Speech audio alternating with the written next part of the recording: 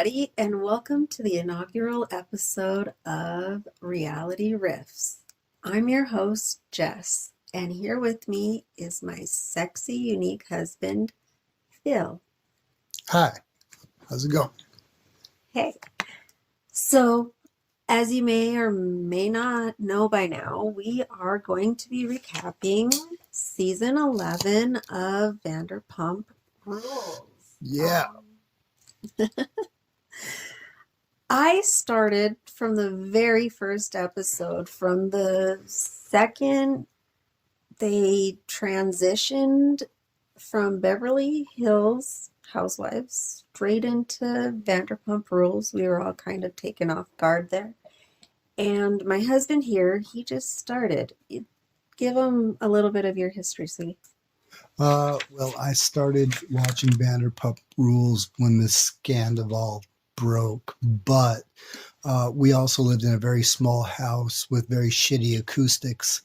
And so while you were listening or watching Vanderpump Rules while I was still in college, I sat there and listened to Vanderpump Rules occur in the background of my mind. And I had no idea. Yeah.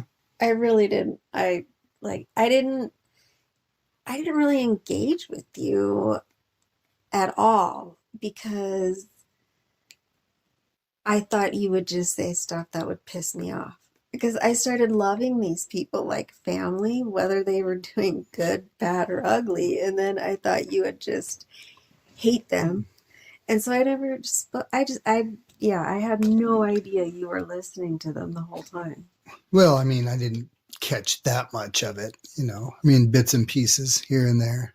Like I said, I remember that Jax was on it, but I don't know what the fuck he did, He did a lot. And I know that, like I said, I remember that when Tom first got with Ariana, he was cheating on his girlfriend. So, that's my whole, I know you got this whole 20,000 years of history with in between now and then, but in my mind it's just oh, that's this dude just doing the same thing he just did in my mind yesterday. So it's so much deeper than that. We're going back to season 1 after we finish season 11. Yeah, we'll see. Okay, so is there anything interesting? Oh, we're recording this late because I had strep throat and we're procrastinators, people. We're going to try to have the episodes out Wednesday at the latest because we're watching these on Peacock. And okay, enough excuses. We're just late. Yeah. We're sorry. But you said you had some interesting news not having to do with the Bravo universe, just news in general. Well, yeah, he's the smart one, folks. I do pop culture. He does things that you should actually be paying attention to. Well, I listen to a lot of political podcasts and stuff like that, so I follow that stuff pretty close. And he's an English teacher. And I'm an English teacher. Yeah, so, sort of in the news this week, we have MAGA World is freaking out about Taylor Swift. I guess there's a conspiracy that she is a CIA plant. So this Vivek Ramaswamy guy that was running for president, but praising Trump anyway. It was weird that was weird. He had put out this tweet saying that this manufactured power couple. You mean X? What do they call it? Or X, yeah. I'm not on it. So. Yeah, are we even allowed to say tweet? I don't know. Do you X now? I don't know. I still send tweets. I think you're sending X's. Well, anyways, he was just implying basically that, this whole Jason Kelce and Taylor Swift relationship was fabricated because, and Taylor Swift's going to fly back from Tokyo to the Super Bowl and crash the halftime show and endorse Joe Biden on national television in front of everybody. Oh my. And so they're freaking out. And so they're like, yeah, we're going to go and get our celebrities. And they're like, we got Kid Rock. We got Ted Nugent. We got John Voight. Did you know that? Okay, so the very small town that I was born in gets Ted Nugent. Like, Oh, yeah. those Oh, are those are big names. when I was working at the Ow! Jerky Factory, I heard Ted Nugent's name quite often. Oh my So, God, yeah. I know. Yeah. Oh my God, that was Steve's. Like, he'd always talk about the Nuge, like he knew him, Yeah. but he didn't. Yeah. And then the only other thing, kind of the other big news going on is. Okay, but wait. She's infiltrate. Oh, so he's just pissed because she might endorse Biden. Well, they're pissed because she can. There was a poll that came out and said a fifth of her fans will vote for whoever she votes for. I believe that. So they're freaking out, right? Because her fandom is, I mean, look at our fifth grader. But it's kind of this manufactured sort of, outrage, right? Because she endorsed Biden in 2020. So it's not like it's going to be a big surprise when she comes out and endorses him again, right? Like, I don't know anything really about Taylor Swift other than what we learned from our kid. That's okay. So Trump's getting his Twitter fingers ready for just in case. It's all about Trump's suburban women problem, right? He's pre-gaming for that presidency run he's gonna make. Yeah, well, he's gonna figure out, if he's even gonna be able to afford his campaign, because he just got hit with an $83 million lawsuit for, defaming a woman, for, after he credibly raped her. So. Oh my God. Yeah. Oh. Anyways. So yeah, that's what I've been kind of paying attention to this week, along with Frankenstein and a bunch of 12th graders starting shit and just talking shit. 12th graders. And I didn't really, the only thing that I have paid attention to in my sick stupor is I did listen to the Nick Vile podcast before the premiere, and I'm sure everybody listening to this podcast has already listened to it. Well, I guess I shouldn't assume, but I normally don't listen to the Nick Vile podcast, but this one was really good. I might start tuning in more often. He does get guests that I I've never even heard of him. Oh, he was a bachelor. Like, I think he was on 3 or 4 iterations. Like, he went on The Bachelorette a couple times, and then Bachelor in Paradise, and then eventually he became The Bachelor, and now his co-host is his fiance, I believe. I don't think they're married. Anyway, they were hooked up on the show. On what show? Him and his fiance. No. She was never a contestant on the. I think she. So The Bachelor, Natalie Joy, if you'd like to Google her. So the full-time Bachelor didn't actually even come close to like hooking up with anybody that he actually was supposed to. Yeah, he was with his fiance for a while. I don't know. She was from Canada. He wasn't. I just assume nobody on those shows actually. Rarely. I think married. Out of the 20-some seasons, and I'm not a Bachelor whatever you call it. I don't know Bachelor facts except like the ones that really make it into the zeitgeist. And there have been 20 plus seasons, and I think maybe 3 or 4 marriages. So it's not but they get the Instagram numbers. But the podcast was just, I don't know how Nick didn't just I don't know. I would have thrown Tom Sandoval out of my studio. You're never coming back. I don't care what kind of ratings I could get by having you back. You suck. He was calling Nick a liar, and then he went and he wouldn't stop calling Natalie dude, and he's like, I fucking did. He was talking to. I really was. Usually I well, but Nick is really good at interviewing. I was pretty impressed actually. I was getting heated. I was like, hold me back.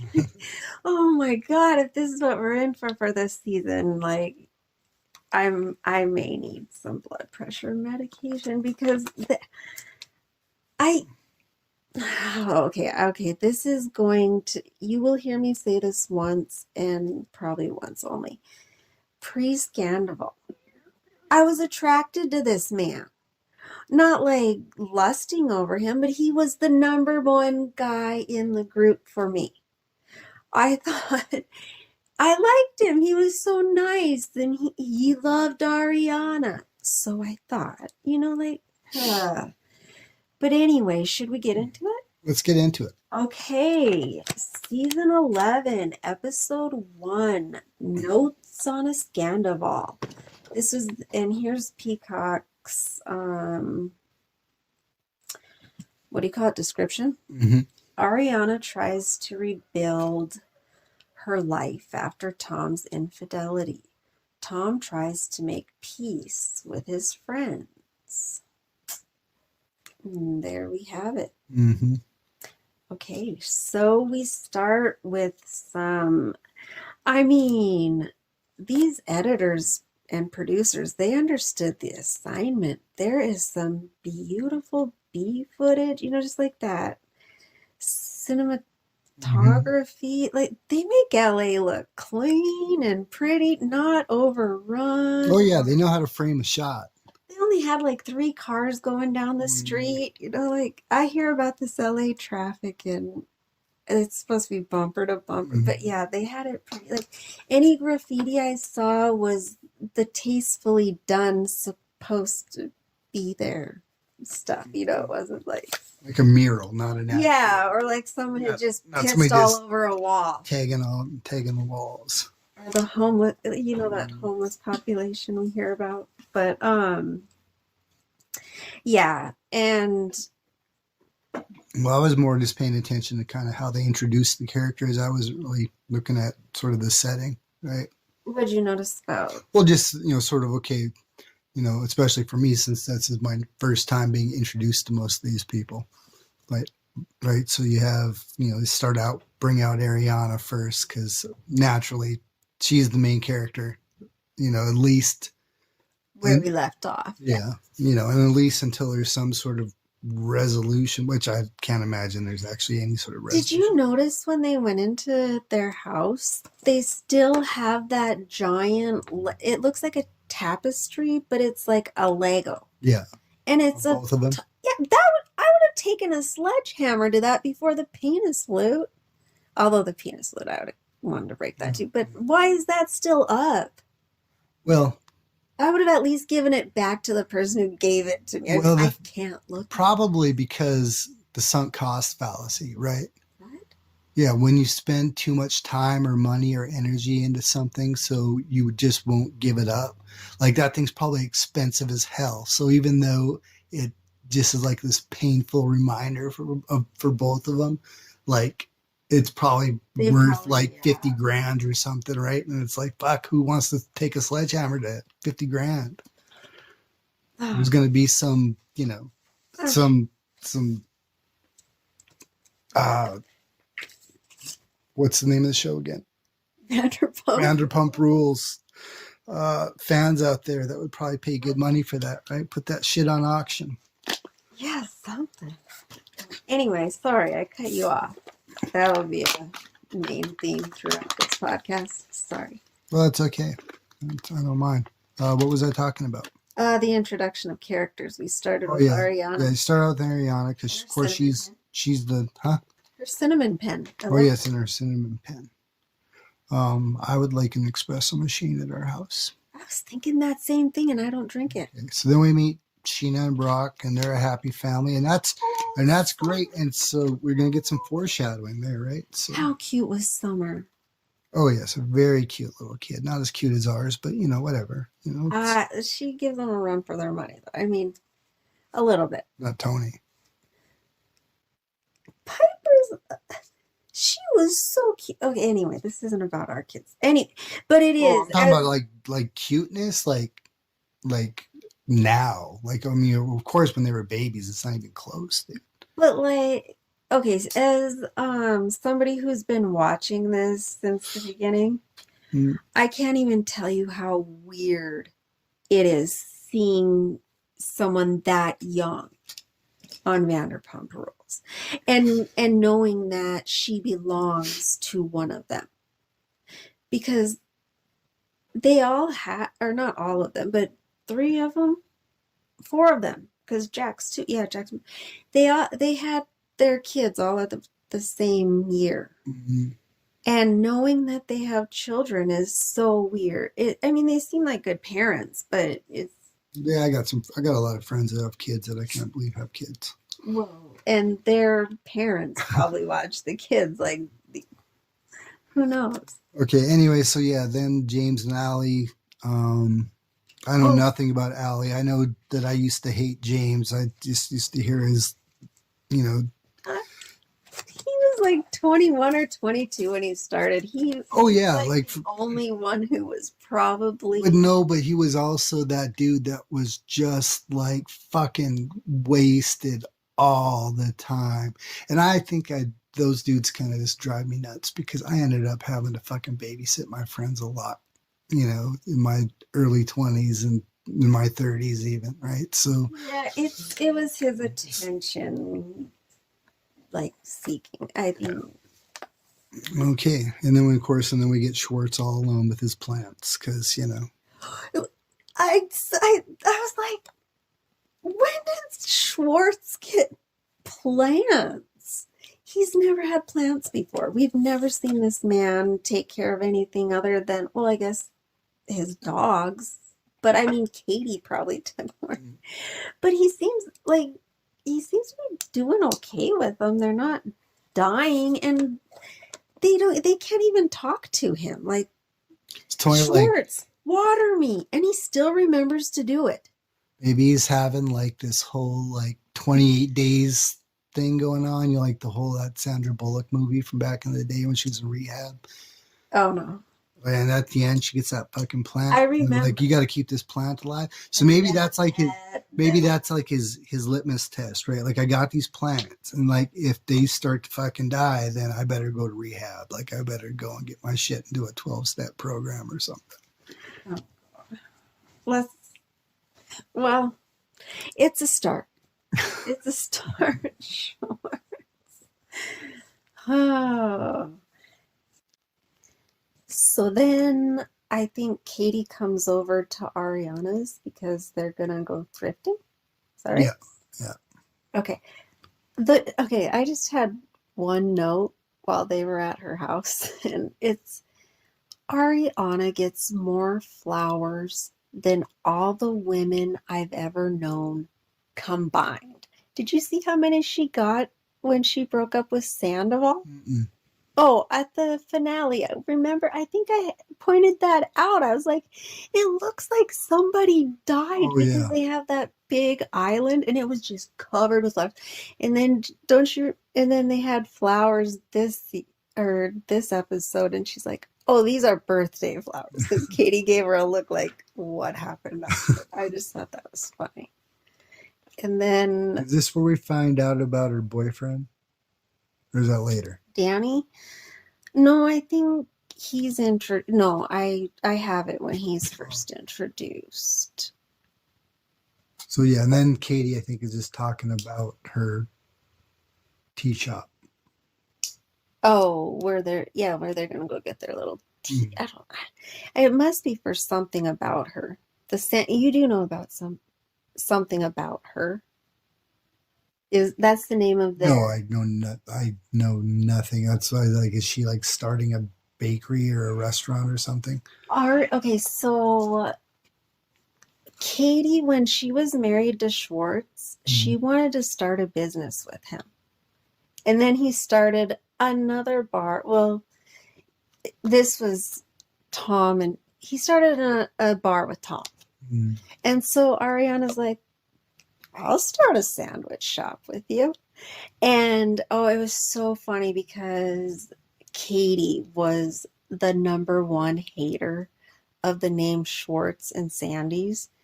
And then she's like, I'm starting a sandwich shop. And I was dying, just dying. What awesome name does Katie have up her sleeve? Like, I thought this woman better have the most amazing name after she went so hard after those guys. Although I hated the name too, but I mean, on television to her husband, she would not stop about how much she hated that name. I agreed with her, but I thought she was going to have this really cool name. Something about her. But it's growing on me because now she's thinking they could name sandwiches like her smile, or this, or they'd be something about her.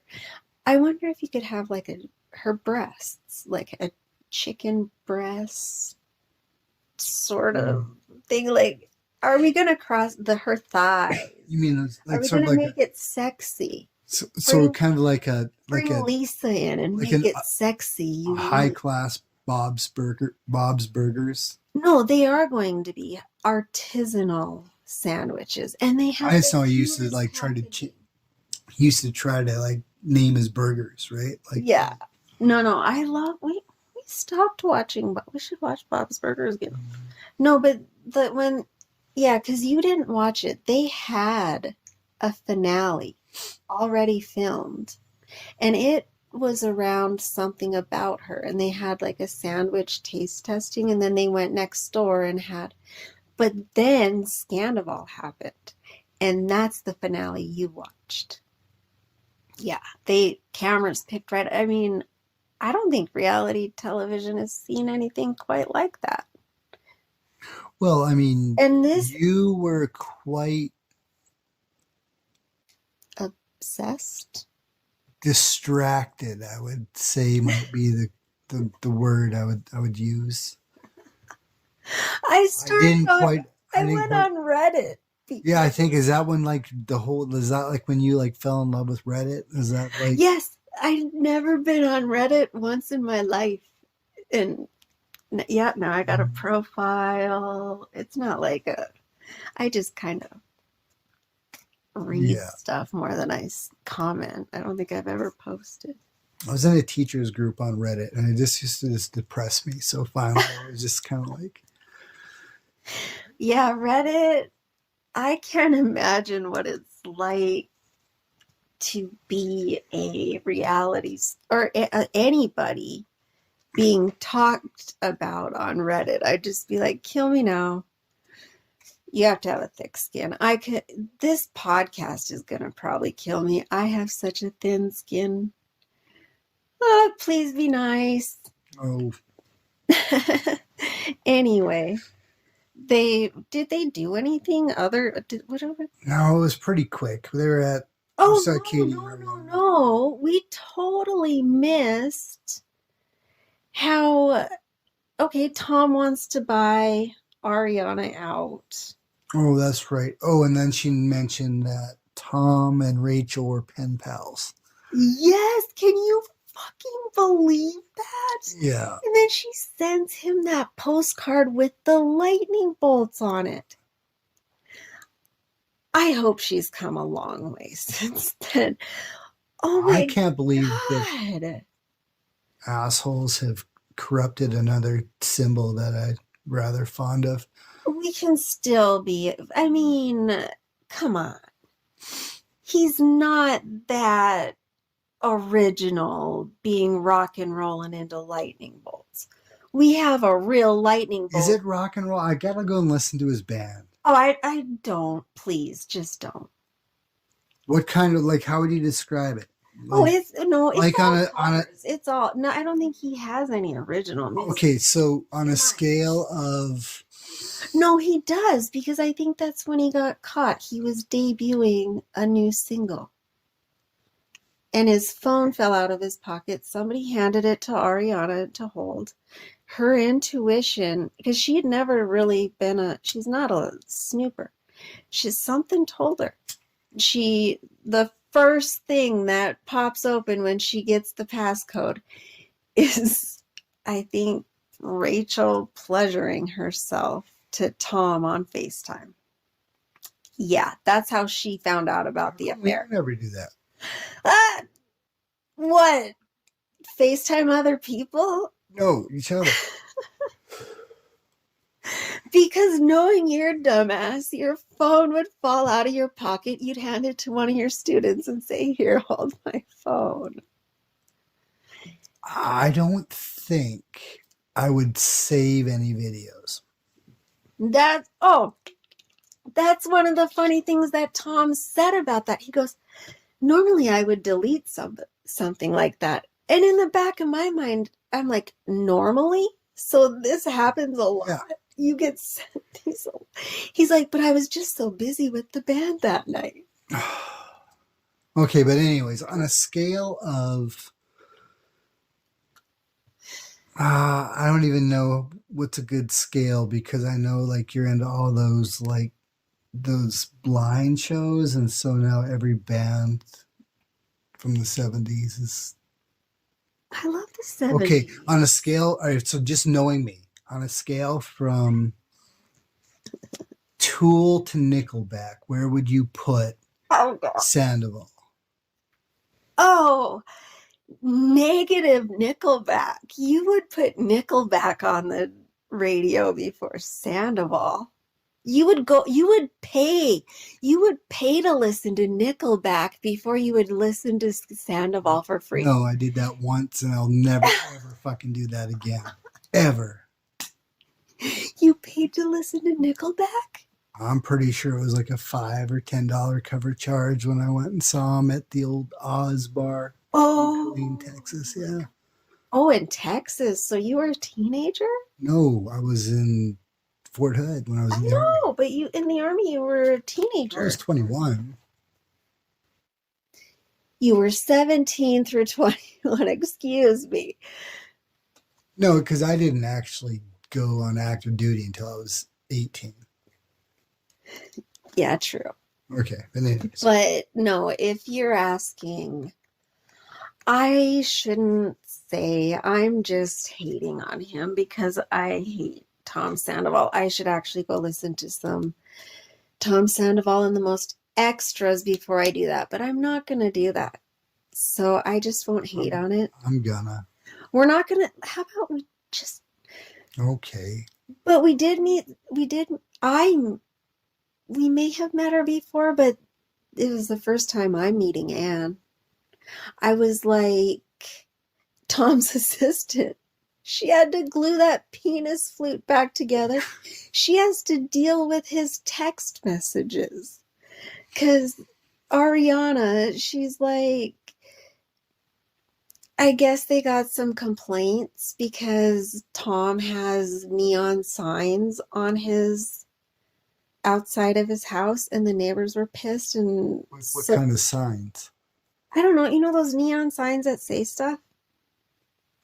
Corona Light, Budweiser. I have no idea what kind of neon signs Tom Sandoval. Okay, so he's got the whole Big Daddy Adam Sandler sign. Yeah.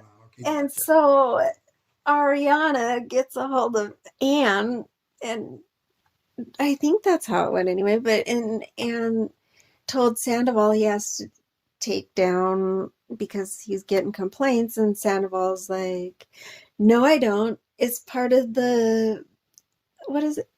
Freedom of speech. It's part of freedom." I'm just, dude, poor Anne. Blink twice if you need help.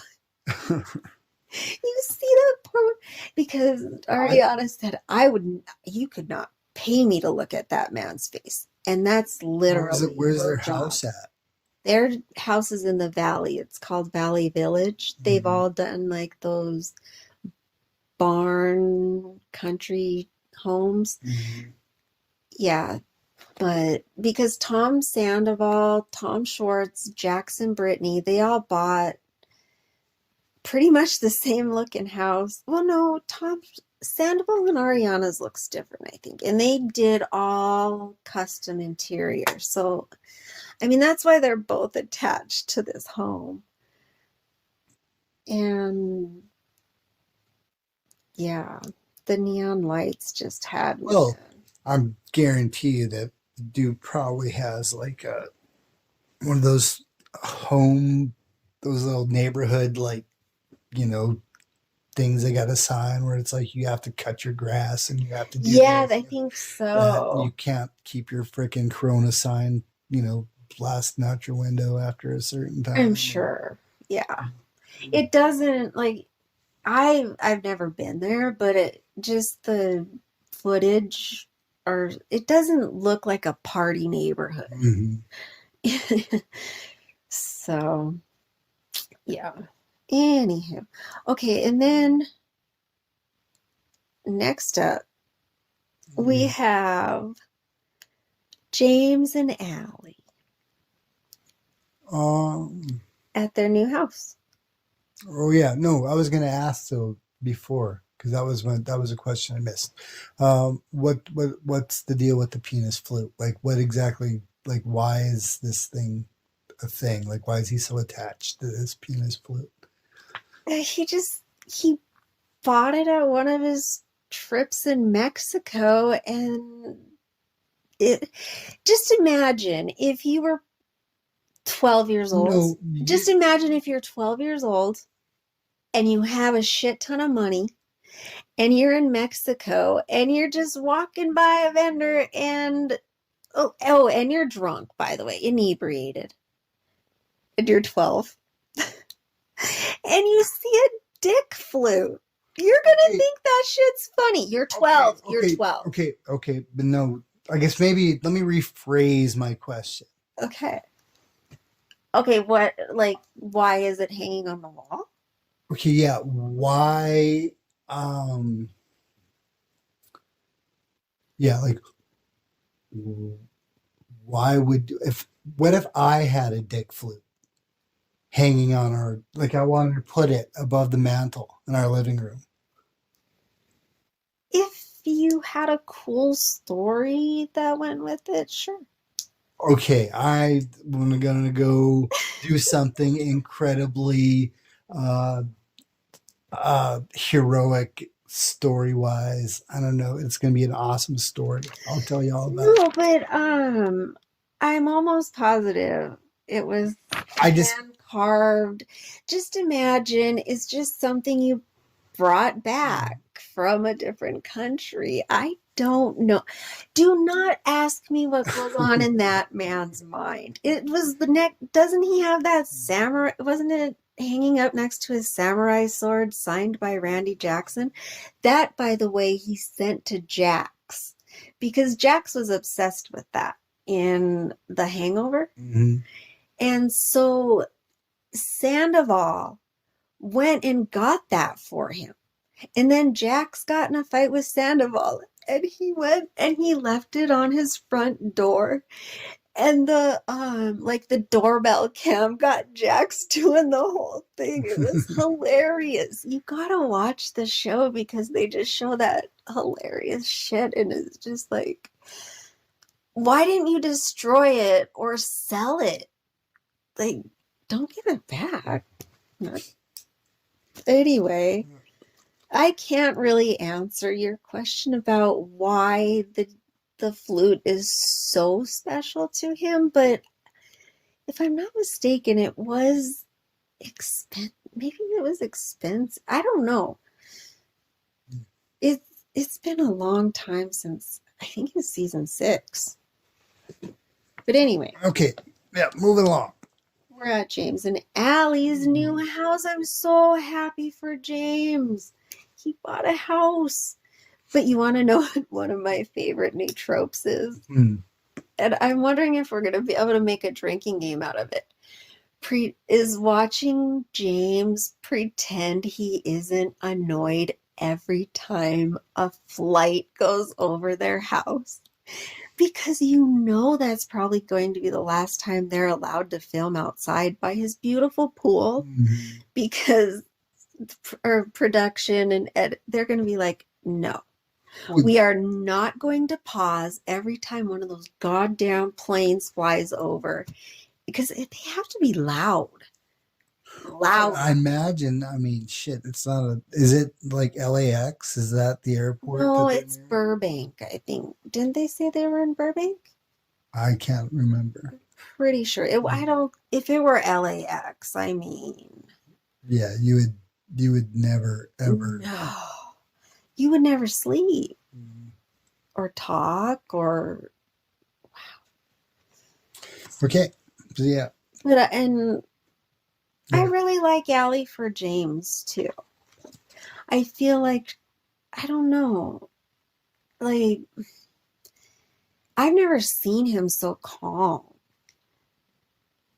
in all my life, like in every situation. He was really great this episode. I'm wondering if he's just doing therapy. Maybe he got on a, because we've known that he has ADHD. I wonder if he got on like a medication that he takes responsibly, because I've never seen James this in control of his emotions ever in any scene. Well, you know, just I'm really happy he's for grown him. up. Yeah. He really, but like overnight, because he hasn't always been a good guy.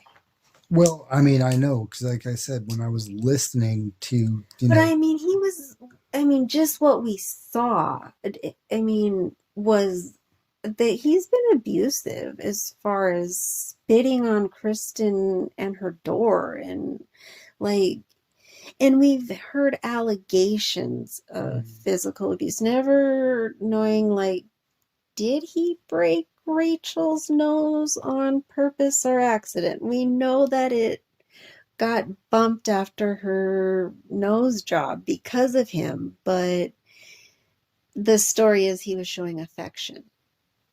Or I think he was going in for a kiss, is the story. And we're not sure. Nobody's sure. And it's sad because like when we do go back, you'll see his backstory, and his parents were a nightmare. Oh my God. well, anyways, I thought that, you know, of all the dudes on the show, I think that, you know, James was probably seemed like the most well adjusted. And he's the youngest. I mean, I don't know anything about the Brock dude, but I mean, I don't know much, but he has a family in Australia that he has not seen since before the pandemic, and he has had domestic violence charges against him, but from his ex. And it's like he had this baby with Sheena, and as far as I know, he forgot about his other kid or kids. But they just might not be. no, because if he was seeing it, he and Sheena are the type of people that they would want us to know. Yeah, Look, but what if like it's a condition of sort of like, you know, like the one his ex. Yeah, being like, if you want to see your kids, they're not a part of this at all. Like, Yeah, because I could see that. Because when my read on Brock, he's always just so happy. He seems like a nice guy. And he's a good dad from what we see of Summer Moon. Mm-hmm. And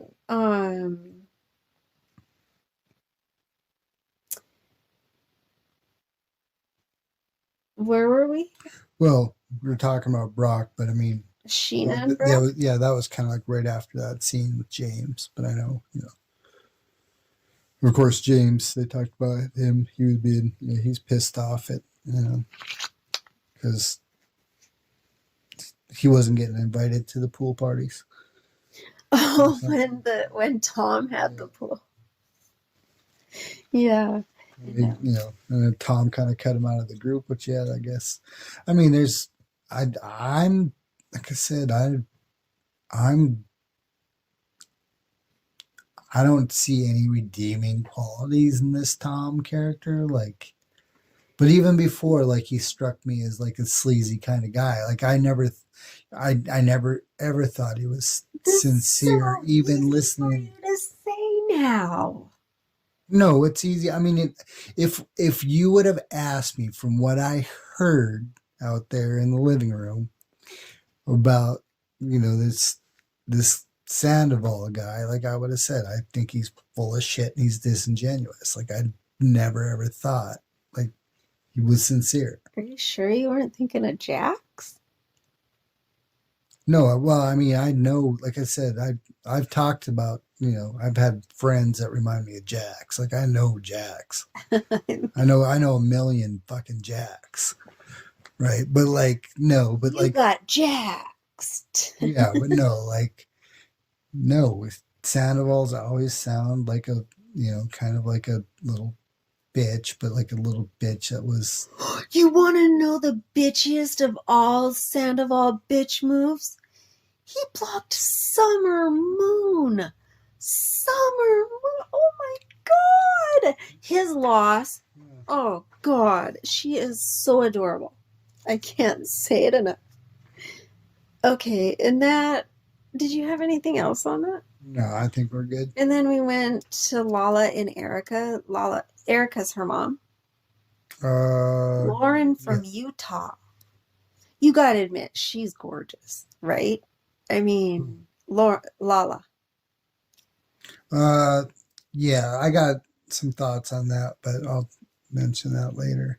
Well, okay, so first things first, the reason she's a single mom, you know a little bit about Randall Emmett, right? Just from what I told Um, you about you're Entourage.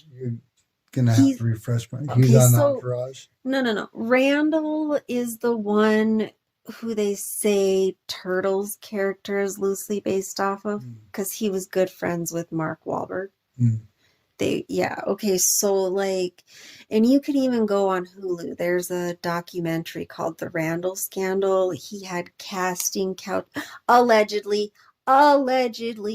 Okay, but really, casting couches, just really bad shit. mm. I don't even want to go into it because I don't know what is alleged and what is not, but it's bad. And so that's why, and Lala, she claims she doesn't know, and I'm not gonna put that on her because it's not like I don't know. I don't know anything about their relationship, but I wasn't sure if you knew the circumstances surrounding No. Lala's child and the paternity Mhm. of Ocean. Ocean's her daughter. And yeah, so that's Randall. And he was actually on Vanderpump for like a year, for a season, just here and there. Mm. And the thing is, I really liked him. He seemed like a nice guy. He always had great advice. Everybody liked him. I wish people had to wear signs that said, I am a piece of shit because of this. Mhm. Well, um, yeah. well, shit. They didn't even try to hide it in Entourage then, right? Like, No, not really. I, But like in Entourage, they that even was a made a joke. different time. Harvey Oh Weinstein yeah, was featured but in they it. even made jokes about the casting couch on Entourage. Yeah, they did. How did I love that show when it was a different time. It was, It was a different yeah. time. But no, in this scene I felt so bad for Lala because you don't see her cry much.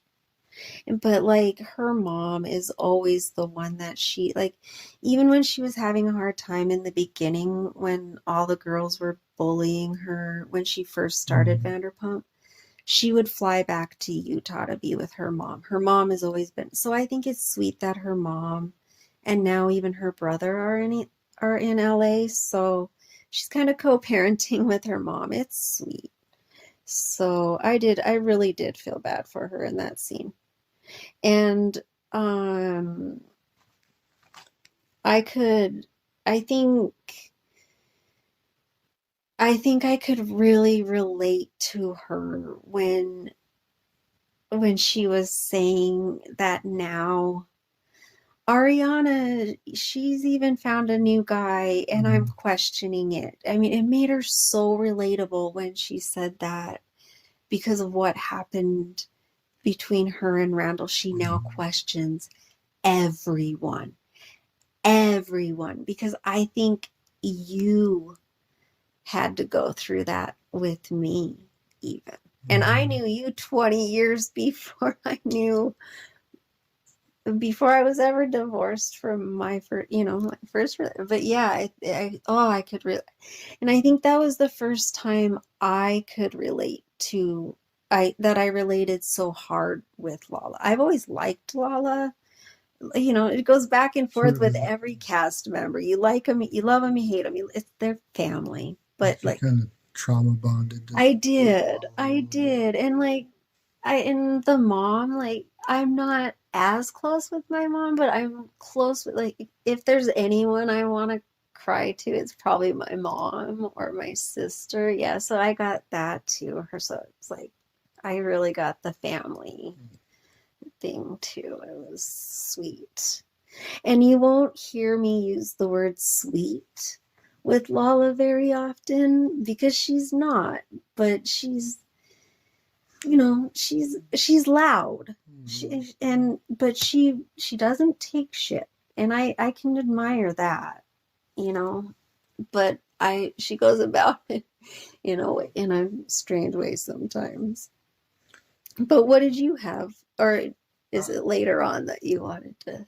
Yeah, that's more because I didn't really know sort of what was going on with that. So I was just kind of more had questions about that And section. I do feel like this podcast is a little different format than what our next ones are going to be because we're kind of establishing who's who. Right. Just so the audience knows, we're not always going to be fumbling over our notes and our words, and Phil will know. I'm not guaranteeing shit. You can guarantee whatever you want. Well, okay. Okay, so anyways, we go on to James and Schwartz. Schwartz brings James a plant as a housewarming gift. Can I just say, when James is with the bros, that's my favorite James. He gets so excited to be part of it. It's just so cute. But go on. Yeah, another plant. Another plant. Although it was a nice plant. I mean, but Schwartz. Well, so yeah, like they're doing this whole like Schwartz doing this whole peace offering thing, right? And the citrus pussy candle. I gotta know what that smells like. I mean, it doesn't sound refreshing. I think, it sounds like, I think he's feeling a little on the outs, right? So. Oh yeah, for sure. Because this is only 3 months after, like, they ended, I think, the filming, and they usually don't go into it that quick. But yeah, Schwartz was, and Tom just leaves with his band for Schwartz to be Public Enemy number 1. No. Well, and then so anyways, yeah. What bar were they at? In this scene? I think it was just a random. I don't know. Were they at Schwartz and Sandy's? I don't know. I wrote down my notes here.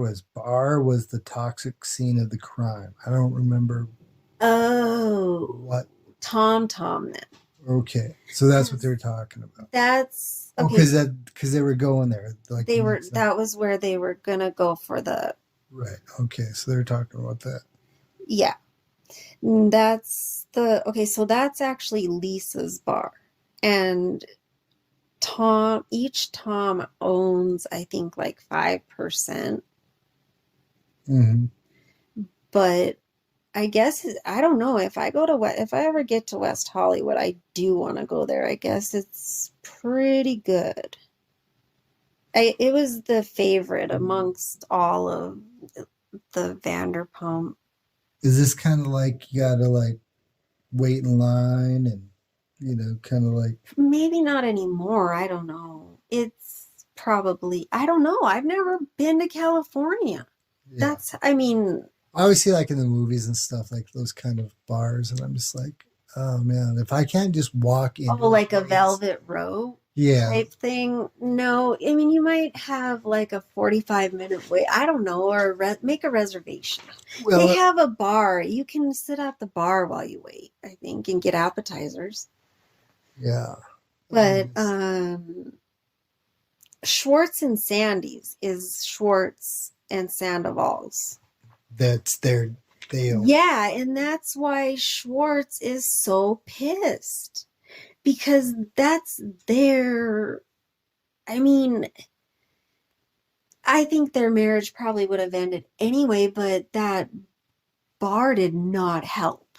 He had, and and Sandoval, he he put a lot of it on Schwartz too, even before the affair, just opening it up. And Schwartz is like me. He cannot make a decision. He gets all, no, I don't know what to do. I don't know what to do. I want my mommy. Like, get me out of here. That is me to a T. And he was the one who had to take responsibility and get like, I mean, maybe that's when he became good at taking care of plants. Like, he needed that. Maybe Sandoval kind of did him a favor. Who knows? I don't know. But I I'm a sucker. I feel bad for him. But I was so proud of him because that was the first time he even showed frustration towards Sandoval. Because he's usually always apologizing for him. Right. He's kind of like giving reasons why he does this. he's kind of like a member of a cult that's like kind of waking up, right? Like deprogramming right now. Oh Right? God, I hope so. But the thing is, But I watched the and, yeah. tigers and shit. So who knows? But Well, then I watched and that's on the Vile Files, the whole Thailand. But I watched the Vile Files, which is new, so it happened after this, and he's still placating and just. I don't know. It's like which one? Schwartz. He's still acting like an abused wife, a battered wife. You don't get that reference, but you will. He's a battered wife. Shh. Okay. So, oh yeah, and we find out that James is California sober on his own free will. What did he say? Did he say he didn't say 2 years, did he?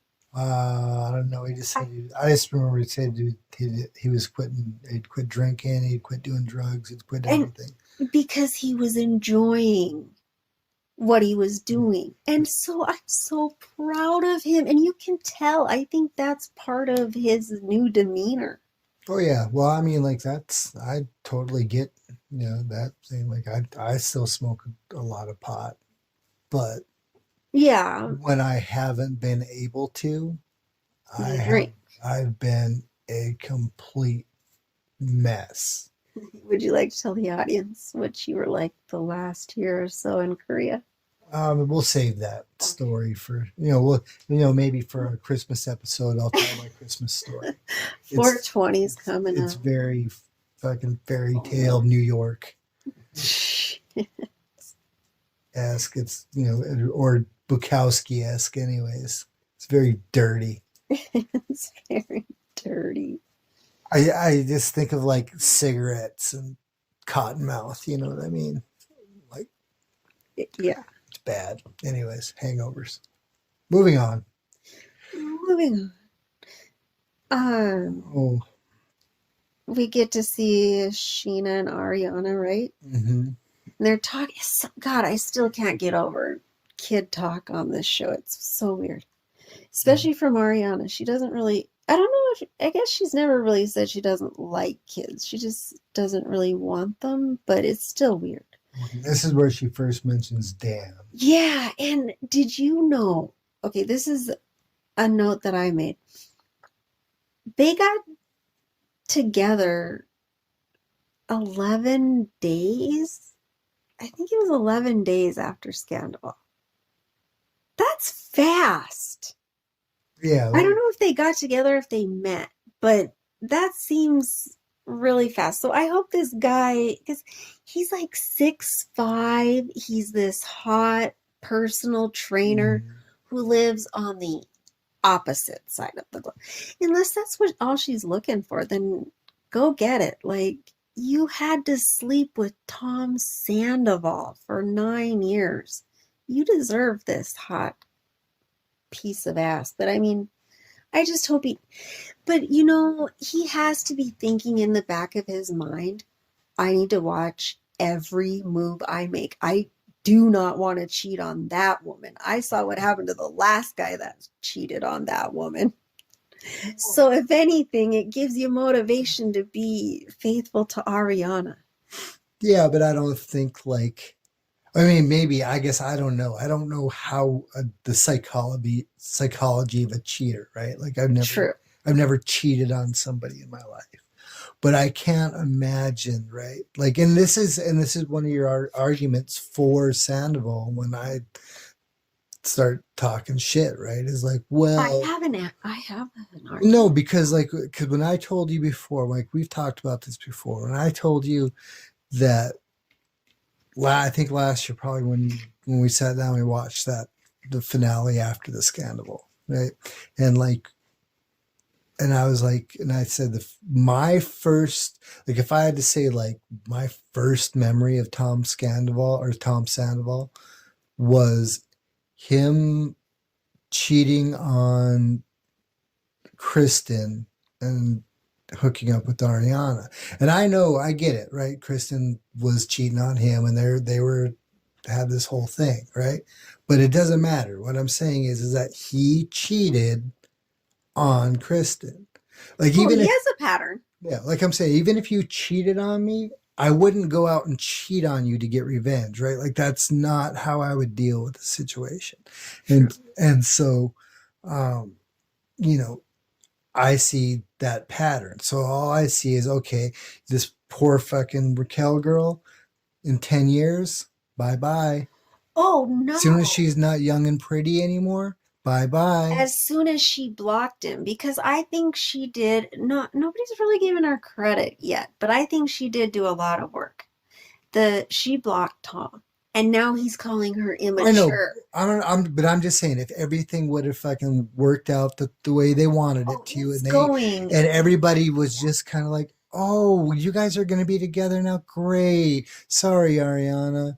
And it's history repeating itself. But so, the thing is, we didn't get to see it because he stayed with Ariana for 9 years. If he hadn't stayed with Ariana for 9 years, I bet we would have watched him do this 3 or 4 times the exact same way. Oh, yeah. Because what he is trying to tell the audience, he got away with it with Kristen because we didn't know Ariana. And Kristen was acting crazy, to be fair. Yeah. It wasn't hard to convince us that Kristen was crazy but he drove her to it sometimes. But anyway, he is trying to convince all of us that Ariana is something that she's not, as though we haven't watched Ariana for the last 9 years. Because now we know what Ariana is like. Ariana is not, she's not outrageous. She's not jumping to conclusions. She's not She's not that. She's not crazy. She talks, but, and also what, I just want to strangle that man every time he tries to convince us that she is, because she has spoken openly about her mental illness. So he's weaponizing that. Well, because he's a fucking narcissist. But well, armchair psychologist or psychiatrist, whichever one I don't know. But yes, that's what I would say. But Ariana's mental illness is more depression and anxiety. And that's one of the things I loved about Ariana was she came out 10 years ago with this before a lot of people were admitting to it. Now a lot of people talk about it. And it's stuff like that, just even on these kinds of shows where younger people are watching, it opened up that dialogue. Like, and it made it okay. If someone as put together as Ariana Madix is saying she has all these issues, oh my gosh, then anyone could, because she's gorgeous, she's smart, she's funny, people like her. It's like, wow. And then you find out, yeah, everybody has shit. You know, and there's comfort in that. Okay, so anyway, we talked about Dan. That's where we at here. We are. Oh, everyone's getting ready for Tom Tom. Yeah, and this point I'm like, okay, so this is about the time I decided, okay, we're not going to see Sandoval until like the very, very end. You know what? I didn't even realize Sandoval wasn't there until the very, very end. Does that mean we could have an entire show without Sandoval? Like, once we wrap up this Scandoval bullshit? I mean... Yeah, but we need someone to hate. I think... but we'll talk about that. But it looks like they're... Yeah, the teaser is good. But, like, that's one thing about this episode. It felt like good old-fashioned Vanderpump Rules, you know, and they gave us a slow one. They knew we needed a nap. We needed an intermission or something to, you know, like, slowly get us back. But yeah, you're right. You were thinking we're not going to see Sandoval this episode. I didn't realize. Oh yeah, no, don't. I know that you're wondering, like, are we going to be able to like get through like an episode without Sandoval? The only reason why I'm even paying attention at this point is because that's what got you. So I want to get on with this. No, for better shit slinging to start. No matter what happens from here on out, I will always be grateful to Tom Sandoval for getting you to talk to me about Vanderpump Rules. Watch it. Now we have a podcast. Yeah, that's because of Sandoval. Just wait until I pay you back with nerd shit like Lord of the Rings and Star Wars, and I'm going to make you talk about it. Well, you're not going to like what I have to say. Oh, no, I'm going to be like a little kid on a car trip. Are we there yet? Are we there yet? How many more miles of forest do we have to walk through? Yeah, we'll see. Okay. Anyway. Okay, so then we get to Tom and Tom. And at this point, we first see Lisa. And so then I'm like, okay, because I noticed too that we hadn't seen Lisa yet. So then I checked the time and we're exactly at dead center, 21 minutes of a 42-minute episode. And what does that mean to you? It means that she is on a tight schedule. She's contracted for so many minutes on this fucking show, and that's all she's given them. No way! You think that? I think she's like, give me more, I want to stay relevant. Or no, you think maybe you're right. No, I think she's getting her coin at the back end. I don't think she needs to be on the show to make her money off Bravo. Well, she's probably a freaking. She's probably a partner in Bravo. Were you not paying attention to her home? I know she's rich, so yeah. They had She calls it Villa Rosa. It's beautiful. She has swans and a moat. Yeah. So and plate glass for walls. Yeah. Like, you weren't paying attention when Sandoval went there when he was crying at the window in the finale? No, I wasn't really paying attention to the I pay attention to the aesthetics because they're so pretty compared to Montana winter. Yeah, well, no, I was just paying attention to Tom's whiny ass, fake ass, fucking crying. He had to get up Jesus and Christ. Oh shit. Yeah, well, okay, so they're getting ready for Tom Tom, and we meet Dan. And I'm thinking, wow, that's fast. Again, that's fast. Did you notice how Ariana dipped into a baby voice when she was talking to him? I'm like, do you guys find that sexy? I've never witnessed Ariana. I love this side of Ariana though, because I've never seen her, this girl, like excited. It's cute. It's a cute look for Ariana. She's usually so serious. Unless she's really drunk. She's funny drunk, but anyway. Anyways. I think Dan, so far, I've been wrong a lot, but so far he seems nice. I like him. Well, you know. I used to like Sandoval. Over FaceTime, yeah. I liked Sandoval for 11 years. Shit. Okay. Oh, yeah, people start arriving at Tom Tom. Why did I write that down as if that's interesting? Because they kind of had like this whole little moment where everybody comes walking up. I even wrote down Lisa makes her obligatory appearance. So that was at 21 minutes. So exactly half. Mm-hmm. I can't believe you clocked that. That's interesting. Well, you know, they don't make these decisions for no reasons. Okay, and this is that's what I like.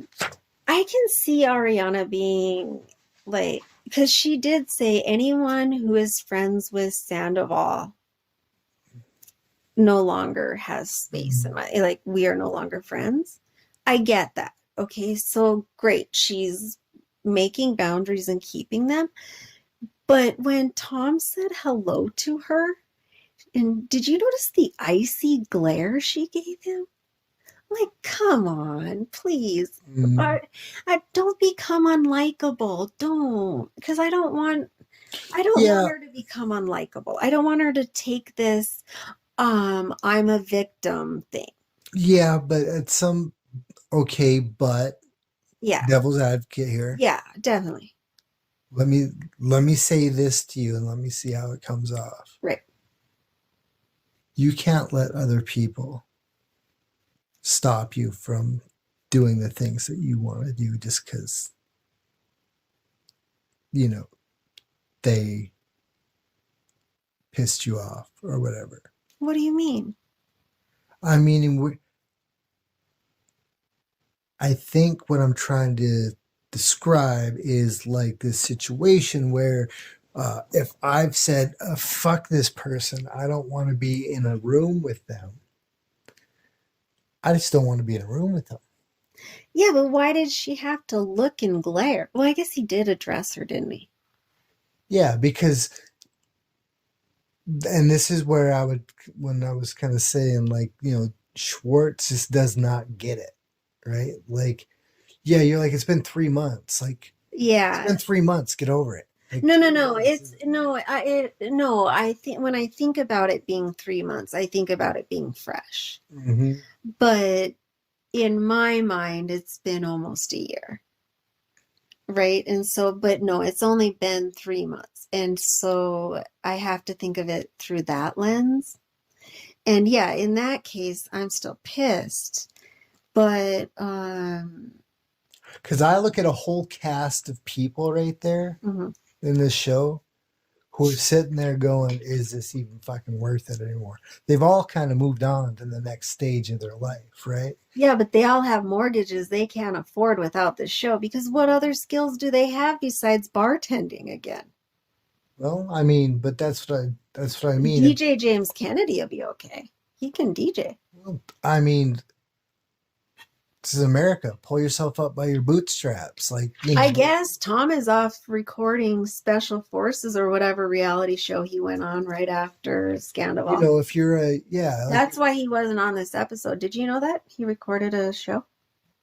For what? It's called Special Forces I don't know. It's on Hulu or Peacock or something. We should watch it. Nick Vile was on it too. That's how. But oh God, that was a great podcast. He got pissed. Well, yeah, like I don't know. I lost my train of thought there. So. Oh yeah, I was just saying. I didn't feel like she needed to go out of her way to glare at the man. Damn, Tom Sandoval. I don't know. I can't. Yeah. I can't imagine being that mad at the friend. But I can, I guess. Not the dude friend. If Sheena had kept it from me, I would have iced her out. But Tom Schwartz is Tom Sandoval's best friend. So, I mean, I can give him a little more leash or leeway, not leash. Okay. And so let's just... Like, maybe we're not friends again, but we're not enemies. Okay, let's put it this way. So, I like Megan. She's nice, Oh, my Megan? Yeah, right? Yeah.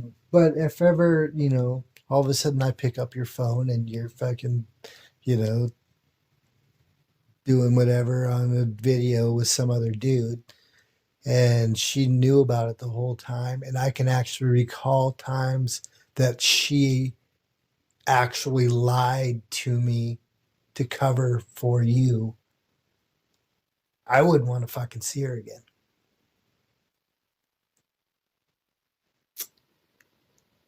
Yeah. I mean, sorry. Not sorry. Go see your friend. Go choke on her. Go choke on his dick. You know what I mean? Like, for the record, I have never choked on Sandoval's dirty dick, Schwartz said. And in my mind, I'm thinking, yeah, it's probably too small. that he recalls. What? That he recalls. He recalls. Yeah, no, and then he does. He strikes me as a really kind of blacked out a lot. Well, and then he has to go to Bill Clinton. I did not have sexual. I hate that impression. I don't know, maybe because we grew up with it. It's just overdone. But yeah, Dan seems nice. We like Dan so cool. Far. In the 11 days we've known him. All right, so then where do we get Lisa? Ariana's mad at Schwartz still. Mm-hmm. That's sort of the main kind of. And like the one thing that everyone probably, this is pretty obvious since day one, pretty much, is Schwartz is, I don't think anyone can argue that Schwartz is a better friend to Sandoval than Sandoval is to Schwartz. No, I think that Sandoval uses everybody in his life. I do not understand the power he wields over Tom Schwartz. Unless they have committed a literal murder. Those R's get me every time. I can't think of anything else that would, why? What's with the loyalty? Because Sandy doesn't have the same loyalty toward... No, I think it has to do with his... Is he brainwashed or cult or... Well, he's an alcoholic, right? Yeah.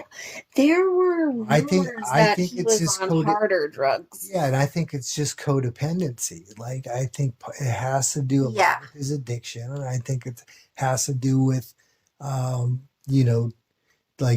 Tom's kind of the guy that would, turn his head and keep him from choking on his fucking puke. You know what I mean? Like, yeah. And I think he's afraid to be by himself. He is the type that needs a mommy or daddy. Because yeah, I can see it. Like even when Katie shows up to get the dog and shit, right? Like he's looking for a mom, like and he's looking for a dad. Do you find it weird that they co-parent their dogs?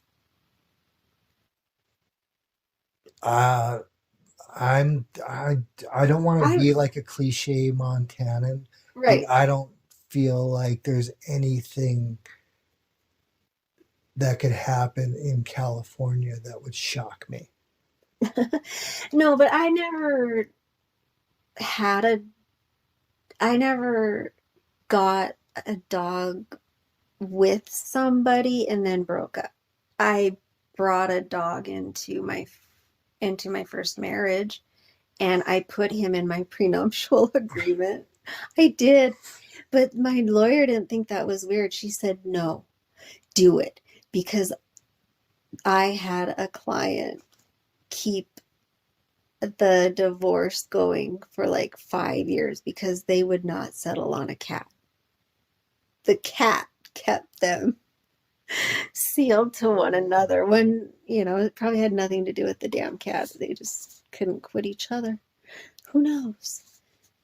But yeah. And then we got Lala and Lisa.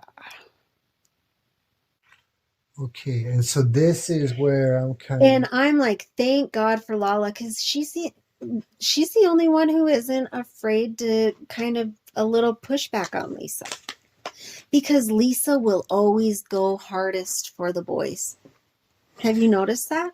I don't know if it's the old British woman in her, and so there's like some kind of patriarchy, but she will always sympathize with the men. she's kind of like the mom on Yeah. on It's funny Succession. if you ever listen to Watch What Crappens, Ron and Ben always talk about how she likes the broken buds. She likes to fix people. And so she's like literally Snow White. She has all these animals, and she brought a robin back to life in one of this, I think it was last season. And she's like, "Oh, you broken bird." And she lifts it up into the air, and just like movie magic, it flutters off. It's like, what the hell? Well, I thought that this whole thing though was Staged. well, absolutely, it was staged, right? And it was like I said, it felt like obligatory Lisa time, Yep. right? Like pencil in so many minutes an episode, you're gonna get in, right? Kind of like the old fucking Donald coming at the end of The Apprentice. You better. It felt like they didn't know if Rachel was going to come back yet, and this was kind of the opening for it. Like or Lala came to Lisa with this brand new open mind. Yeah, I think that's what I'm really left like. that text, and Because so it was kind of an invitation. right. And I think, yeah, a lot of this stuff with Lala, I can definitely see the overproduction, right? I remember because when Ariana first comes in and she like sits down in the chair and she's like, this is the exact chair I was sitting in when I picked up Tom's phone. Right on, right on. And Lala's like, and how do you feel about that? And right. And so like she's totally like the trickster. Yeah, she's totally the trickster in here. They basically like she's like fucking Satan in the Garden of Eden, right? They said go up there and go make some trouble. Yeah. And like, okay, so he's like, I'm gonna make trouble, She's the spoon that stirs the pot. Mm-hmm. Not always. She usually has some drama of her own, but in this episode, it's pretty obvious. But but it's like obviously very manufactured. Yeah, not real at all. Damn, that girl's body. Like wrestlers do a better job at selling shit than what she was doing. If I could ever wear a bodysuit like that, my God, I would never wear anything but in public. Because that's the image I couldn't get out of my head. What? When you were talking about, oh, is she gorgeous? And I was like thinking about, okay, so after she goes out and she leaves that message with Raquel, she's like, I almost threw up and shit my pants at the same time. And I couldn't get this image of her shitting her pants in that bodysuit out of my head. Sorry, that's probably gross, but even remember that. I was just kind of like, oh God, go change that bodysuit. That's all I can think of. Like, Oh my God. No, but I was um and part of me was like,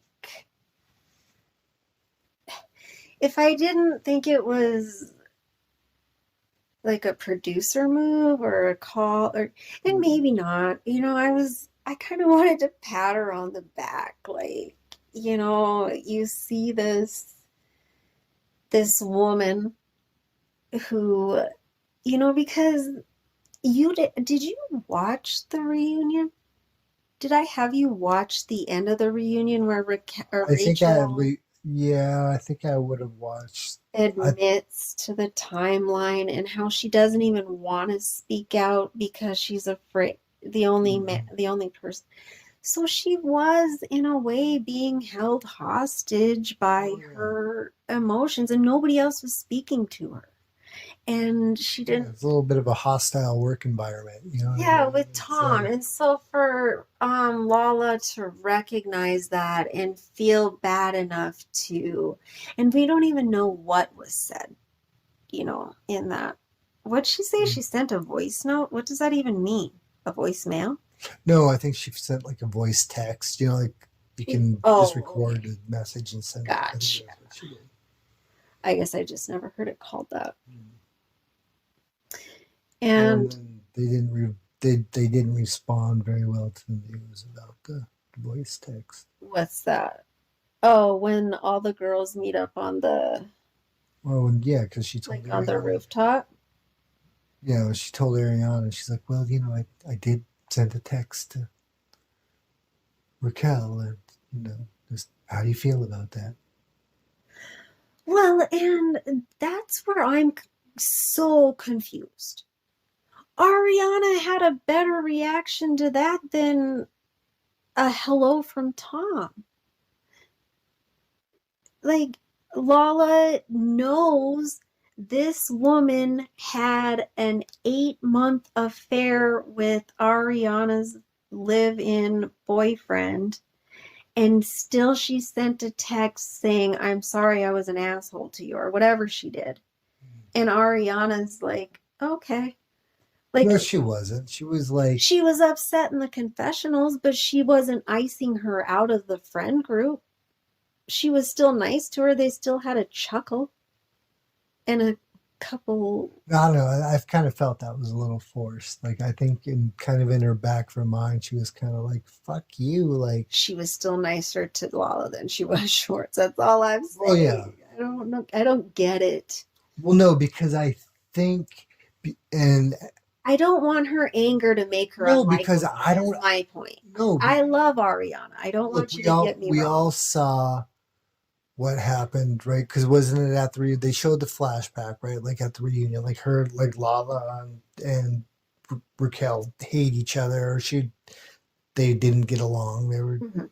They never have. And so, like, yeah, it's this sudden change of heart, right? So, I think in that scene... You're right, because Lala has always hated Rachel. And so, yeah, it was just like with that part with, so I look at that whole That's where end of that episode. About the pasta comes from. Okay, yeah. So what I'm saying is at the end of that episode, or at the end of this episode, you have this moment where, okay, Lala's like, oh, you're sitting in that chair. How do you feel about that? She has that sit down with Lisa. About, I want to bring Raquel into the group. I want to reach out to her, blah, blah, blah. And then she does that. And then she sits down and tells her about it.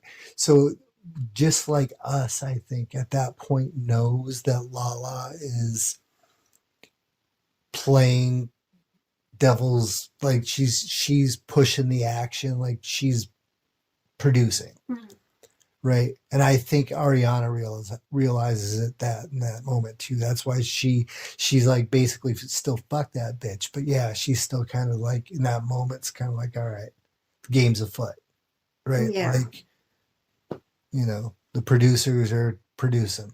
We're This is their first episode. yeah. So yeah, I don't think that whatever, like I haven't watched any.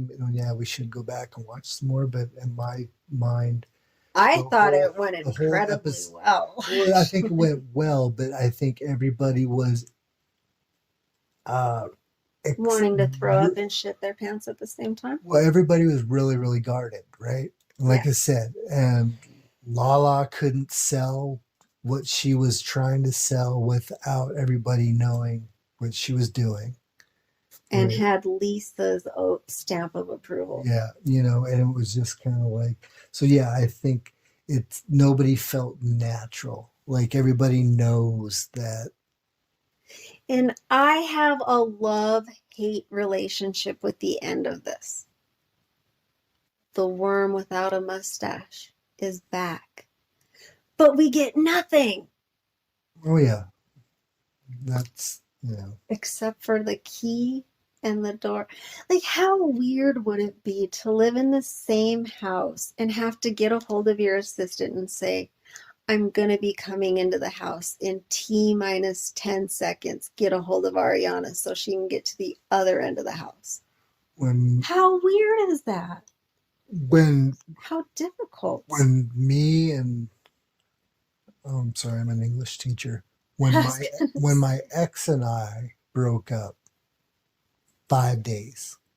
That's as long as I could stay in that house before I was like, I went and, you know, like, here's the rest of the rent for the month. I'm out. I gotta go. Yeah, but if you had owned it and put that much into it, like, we're talking. But I think they we bought a futon together. You bought a futon together. You didn't buy a Lego mural of yourself? No, but we did have bought a futon together. Well, I got married with a prenuptial agreement, so I was smart. I lost the futon.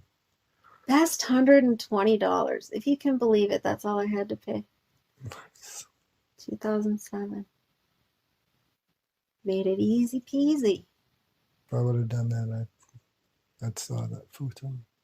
You would not. You have children and those dogs. Okay, well, we'd have a really fancy dog bed down in the basement. All right, is that pretty much it? Okay. So, think about. Oh yeah, I had a question for you. Okay. Do you have any questions for me? I guess the whole Sheena and Katie making up thing, I didn't know what the story was with that. I didn't quite. Oh my gosh, Katie and Sheena. Oh, and the teaser. I cannot wait. I want to know when Sheena and Tom made out because Brock seems pissed. I've never seen Brock upset ever. Okay, and Katie and Sheena, they have had a tumultuous relationship since day one. They are frenemies. Like, the word frenemy is perfect for those two. I don't even remember why Sheena was upset with Katie. And then they got together. I think everyone, they found a common enemy. Mm-hmm.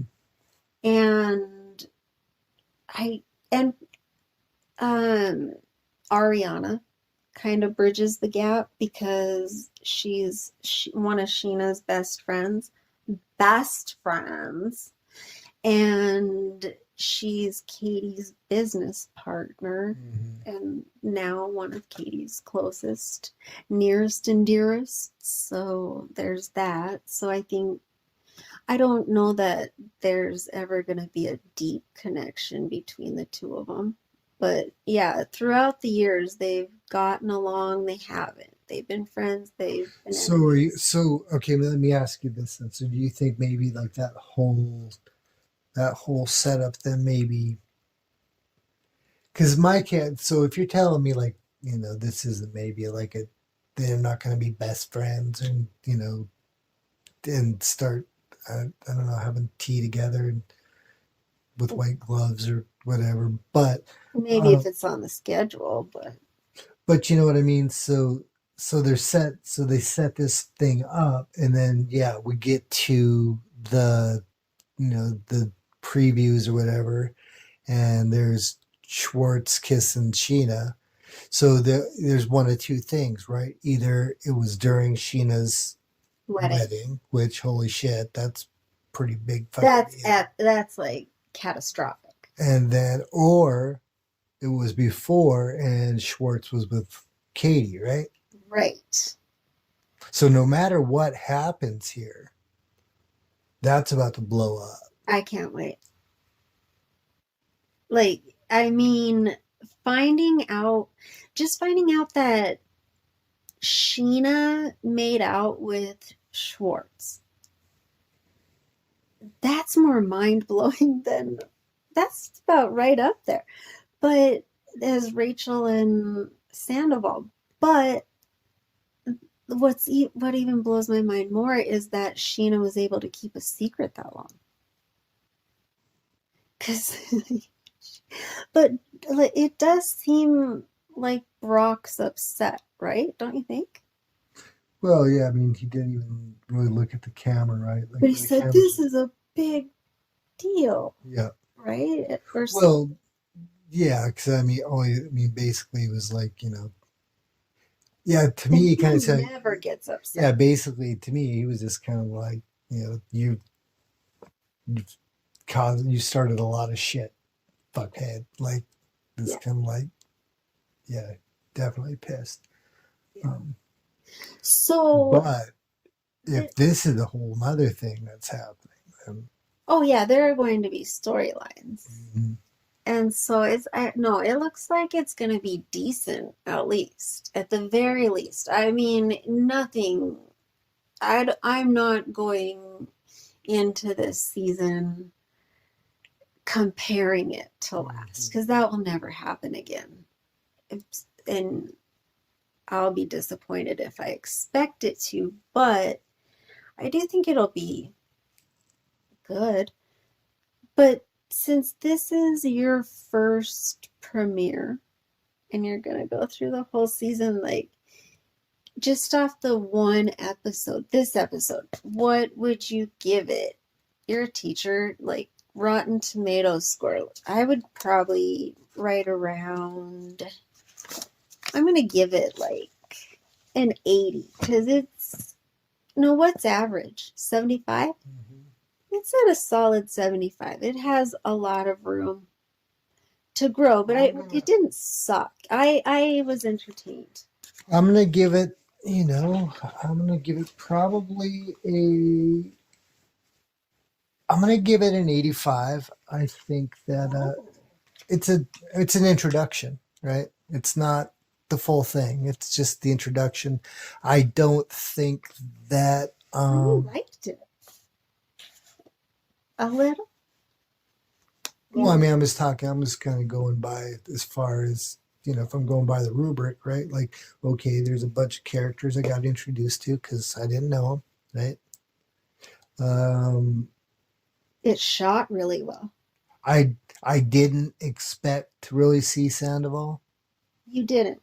No, I didn't notice he was gone you didn't notice he's gone. I until didn't. he was back. Like I said, I kind of, I guess it was pretty predictable that they were But gonna they had kind of. enough flashbacks Oh that yeah, I guess I yeah. didn't. They were setting the stage. Like I just don't think that uh,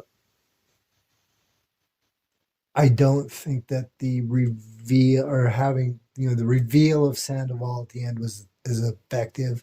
I don't think having him kind of like Oh, I did. sneaking in the middle of the night was effective for a cliffhanger.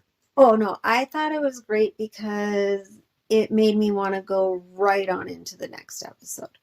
I wish it was all uploaded, and I could have just binged right through. Because he goes, hello? And it's like, hello? I cannot imagine I would guess friends with the dude just because after watching that, even if all it was friendship, you cannot trust the dude. And he will throw you under the bus if need be. He can't take accountability, and I've never seen that side of him. It's so weird. It's like something snapped in him, and instead of him, he can't even pretend to be a better person. I can't wait to see him on the show after seeing him on that podcast, and I want to see his and Schwartz's whole dynamic now. Well, he's 40 now, so. Well, I think he's 42 or 43. Whatever. He's had this spiritual experience that he was 40 years old, and he just realized so much, and now he's ruined any social capital he has for the rest of his life, and his best hope after this show is going to be. No, but the thing about Vanderpump Rules is going on Joe Rogan and bitching about how shitty women are. Oh, no, he won't do that. He has his own podcast, and if you watch and you will, but it's like you have a season and this person is the villain, and then somebody else does something, and then the next season all is forgiven with the previous season's villain, and you got someone else that it's spotlighted on. And so who knows, by the end of this season I might be loving Sandoval again. I doubt it, but I'm not gonna count it out. Man, we'll see what happens, how I feel about him at the end of the season, because I've never liked that dude. You haven't been paying attention. I've been paying enough attention. Like I said, vibes, dude. Vibes. And my last thing from the episode is I have a new pet peeve phrase. Oh, good. Let's hear it. If I hear ride or die one more fucking my God. Is that a California thing? No, you don't hear it all the time. Like, all the time? I hang out with teenagers. You know what I mean? Like, they don't talk like fucking middle-aged millennials and Gen Xers. Maybe it's just the reality shows I watch. Ride or die. No, I hear, let's go! Yeah.